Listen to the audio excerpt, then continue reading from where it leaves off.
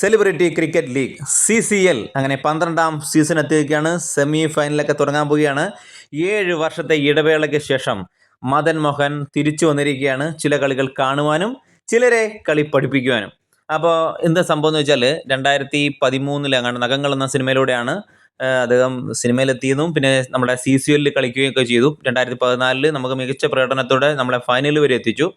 2017 നമ്മുടെ ടീമിലുണ്ടായിരുന്നെങ്കിലും ചില കളികളിൽ മാത്രമേ അദ്ദേഹത്തിന് ഇറങ്ങാൻ സാധിച്ചുള്ളൂ. കാരണം വെച്ചാൽ CCLന്റെ കമ്മിറ്റി അല്ലെങ്കിൽ CCL നടത്തിപ്പുകാരും സംഘാടകരും മദൻ ഒരു പ്രൊഫഷണൽ ക്രിക്കറ്റ് താരമാണ്, എന്നിട്ട് നിങ്ങൾ സിനിമയിലോട്ട് ഒരു സിനിമയിൽ അഭിനയിച്ച് അവനെ കൊണ്ടുവന്നു എന്നൊക്കെ ഒരു പ്രശ്നമൊക്കെ ഉള്ളത് കൊണ്ട് അദ്ദേഹത്തിന് എല്ലാ കളികളും അവസരം കൊടുത്തില്ല. തെലുങ്ക് വാരിയേഴ്സിനും കർണാടക ബുൾഡോസേഴ്സിനും പ്രശ്നമില്ലായിരുന്നു, അവർക്കെതിരെ കളിക്കുന്നുണ്ട്, അതുകൊണ്ട് കളിച്ചു.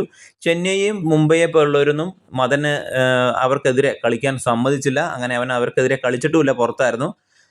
അപ്പോൾ 2017 ശേഷം മദനെ ടീമിൽ ഉൾപ്പെടുത്താൻ നമ്മുടെ CCL കമ്മിറ്റി സമ്മതിച്ചിട്ടില്ല. അതുകൊണ്ട് മദന് അതിനുശേഷം CCLലോട്ട് വന്നിട്ടില്ല, കേരള സ്ട്രൈക്കേഴ്സിന് വേണ്ടിയിട്ടും കളിച്ചിട്ടില്ല. അപ്പം ഓരോ വർഷവും നമ്മൾ അതിനുവേണ്ടി പരിശ്രമിച്ചുകൊണ്ടിരിക്കുന്നു.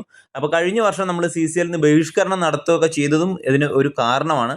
അതിനുശേഷമാണ് നമ്മളിപ്പം 2026 മദനെ ടീമിലിട്ടത്.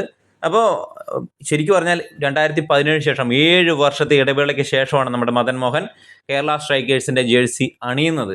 അതൊരു നമുക്ക് കാരണം വെച്ചാൽ നമുക്കൊരു മുതൽക്കൂട്ടാണ്. ടീമിൻ്റെ അതിനുള്ള പ്രകടനം ടീം നടത്തുന്നുണ്ട്. മദൻ്റെ ആ പവർഫുൾ ബാറ്റിങ്ങും ഒക്കെയാണ് നമ്മൾക്കൊരു പ്രതീക്ഷയും.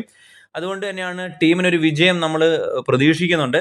അപ്പോൾ മദൻ അഭിനയിച്ച സിനിമകൾ കുറേ സിനിമയിൽ അഭിനയിച്ചിട്ടുണ്ട്. ഇപ്പം നഖങ്ങൾ, one day, action hero Biju, പുത്തൻ പണം, ലവകുശ, റോസാപ്പൂ, പരോള്, സ്നേഹമുള്ള ഒരാൾ കൂടെയുള്ളപ്പോൾ, പിക്കറ്റ് 43, PK റോസി, 1000 കിനാക്കൾ, നാം, ഒരു കുപ്രസിദ്ധ പയ്യൻ, അതേപോലെ തന്നെ പാപ്പൻ, ലീല വിനോദം, പിന്നെ നമ്മുടെ ദുൽഖറിൻ്റെ കൂടെ കൊത്ത എന്ന സിനിമയിലും മദൻ അഭിനയിച്ചിട്ടുണ്ട്. അങ്ങനെ 7 വർഷത്തെ ഇടവേളയ്ക്ക് ശേഷമുള്ള മദൻ്റെ വരവ് വെറുതെ ആവാതെ നമുക്കൊരു വിജയം സെമി ഫൈനലും ഫൈനലിലേക്ക് വിജയിച്ച് കേരള സ്ട്രൈക്കേഴ്സ് കപ്പ് നേടട്ടെ.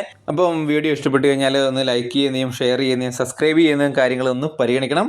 അപ്പോൾ നമുക്ക് മറ്റൊരു വീഡിയോ ആയിട്ട് വരാം. ബൈ.